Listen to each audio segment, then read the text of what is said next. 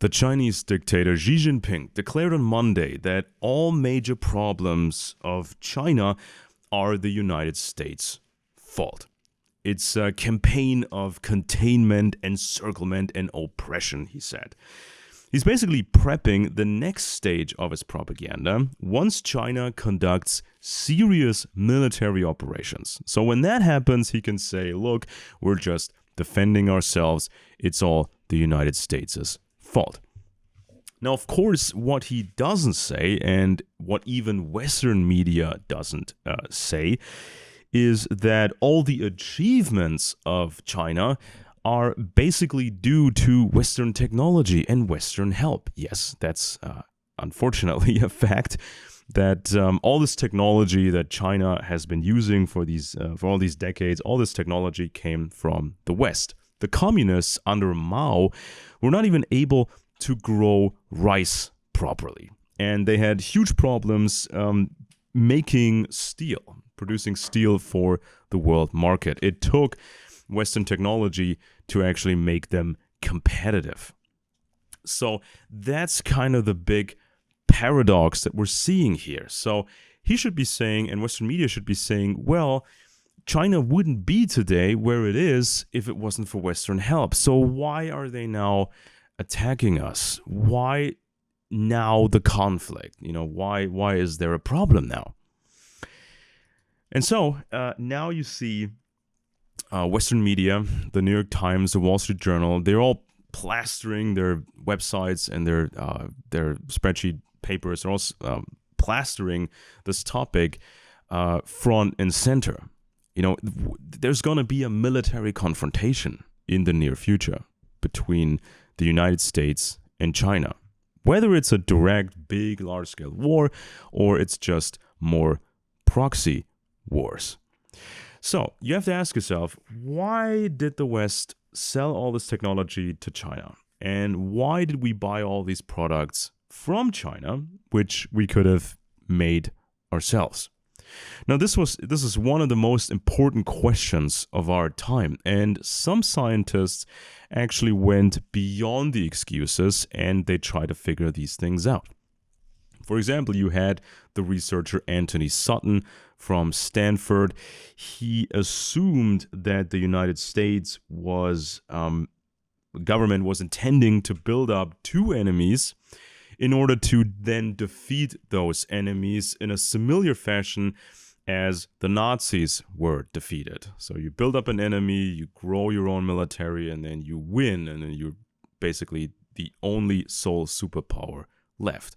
Now that was Anthony Sutton's idea, but there's of course a big problem with that idea. Why would you build up two major enemies, two superpowers at the same time, especially in the atomic age, and especially when it comes to China's industrial power? So this would be too big for that sort of a strategy that Anthony Sutton had envisioned.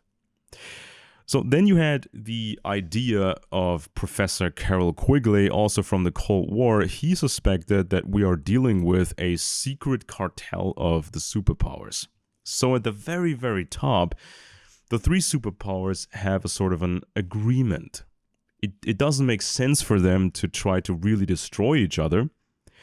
It makes much more sense to form a cartel, to scare the world, and to keep regular nations from becoming more powerful. So all that matters is the cartel. And to maintain that cartel, there have to be proxy wars to scare everyone, like in Korea, Vietnam, now in Ukraine, or maybe soon a proxy war about Taiwan. Now, this was a very interesting idea from Mr. Carroll Quigley. I suggest you read the later chapters of his very large book, Tragedy and Hope. You can skip the first, let's say, 800 pages because a lot of this is just foundational, science, and it's a bit dry and boring. But at the end of the book, he gives you what he really, really cares about, namely the idea of a secret cartel of the superpowers. So, political activists in the West, people who are unsatisfied, people who are angry, people who don't trust the governments in the West. These activists, they have been seduced for quite a while by Russia to believe that Russia is now Christian conservative and Russia is going to help you achieve your goals and that sort of thing.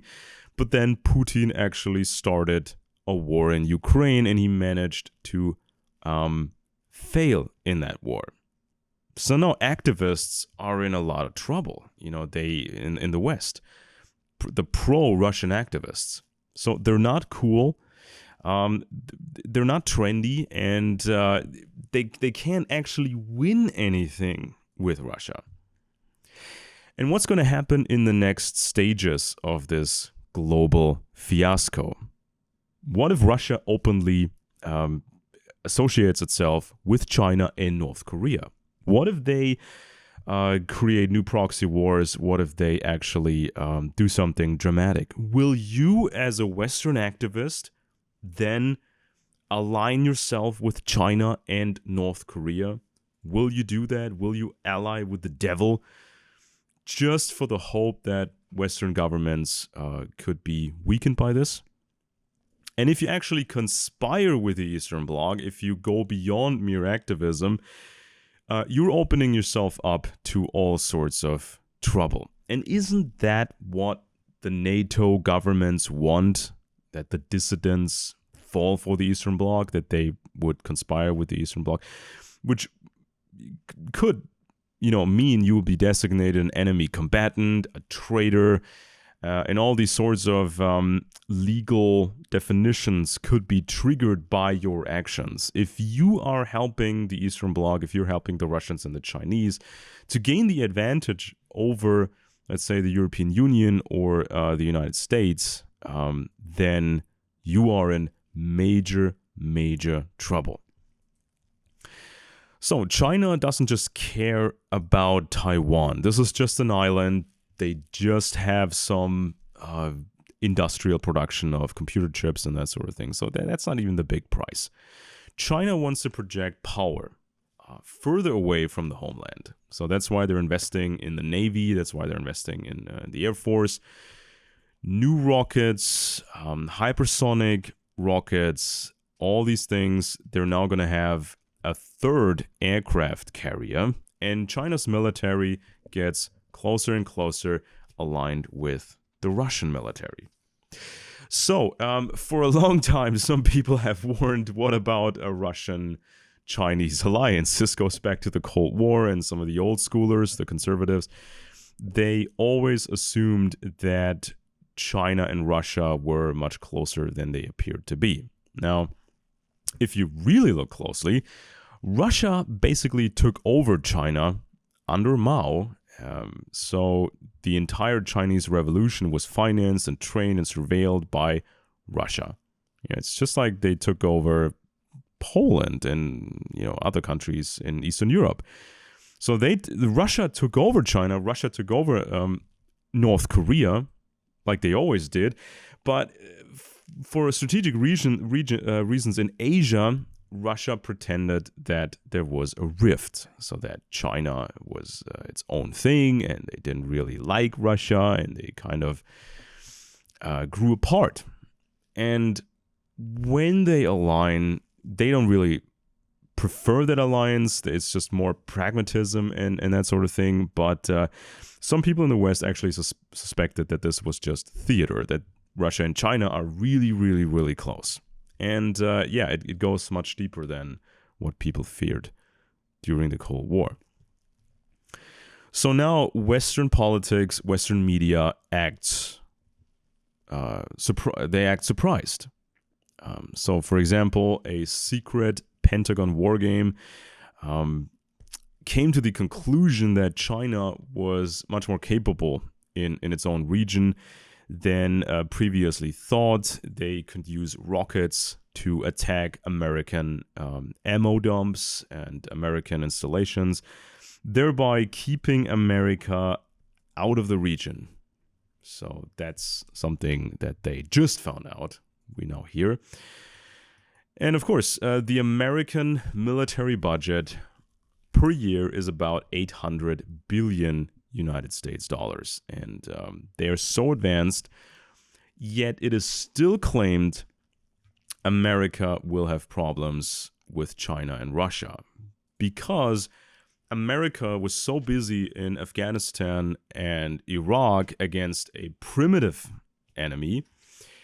And therefore, a lot of money was wasted, and certain innovations didn't happen. So you were conducting this desert war. You were not training for a naval war in the South China Sea. That's what we're now being told. But this excuse really doesn't work, because even after 9/11, military experts, American strategists, they had to be aware that you can't just waste money in Afghanistan and Iraq and neglect China and Russia. So nobody forced the United States government to waste trillions of dollars against Islamists. So it wasn't really hard to stay on budget, save money, choose the investments wisely to prepare against a future confrontation with China and Russia. It would have been easy, would have been a no-brainer. Now, that really means the United States government gave the Eastern Bloc the opportunity to get stronger and now to act like a big threat.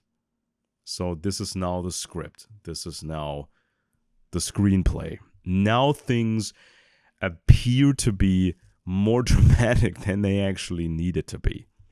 Without all this economic help for China, the communists now wouldn't be a big threat. And Russia is economically really, really weak, so they couldn't compete with the United States either, and not with the European Union. So, if you didn't have a big apparent threat in the Eastern Bloc, if that didn't exist, NATO would become weak, the United States would become weak, smaller nations, mid-sized nations would become more daring, and they would question the dominance of the superpower. So now you're reading in the New York Times and the Wall Street Journal that the United States may have to conduct a two-front war against China and Russia. And the European Union is too weak to actually, carry its own weight. That's what we're now hearing.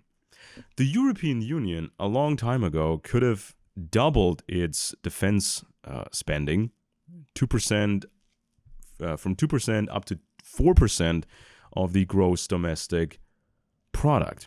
That would have been fairly easy. Now, we spend, over here, quite a lot of money on climate change and migrants and that sort of thing. So the money was there to improve the militaries here. And if there was actually a doubling of military spending, we would be ahead of Russia every year to the tune of hundreds of billions of euros every year. So let's say a couple of $100 billion advantage per year.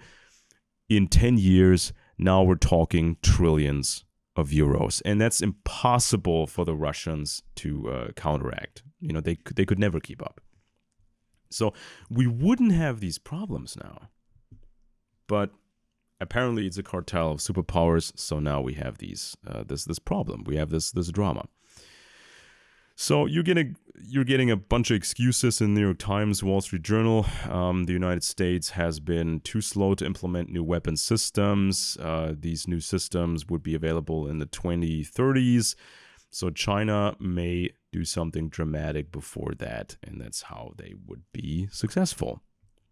Okay, so you're probably not going to see an apocalyptic World War III, all-out nuclear war. That's probably not going to happen. So it's going to be a layered drama for years and even decades. So the superpowers, they can pick the script. They can choose whatever screenplay they want. So now we're hearing the U.S. Marine Corps has mostly ditched the tanks. They're training for island warfare. The Marines, they train moving HIMARS rocket systems and setting them up quickly, that sort of thing. The U.S. Air Force introduced the new B-21 bomber.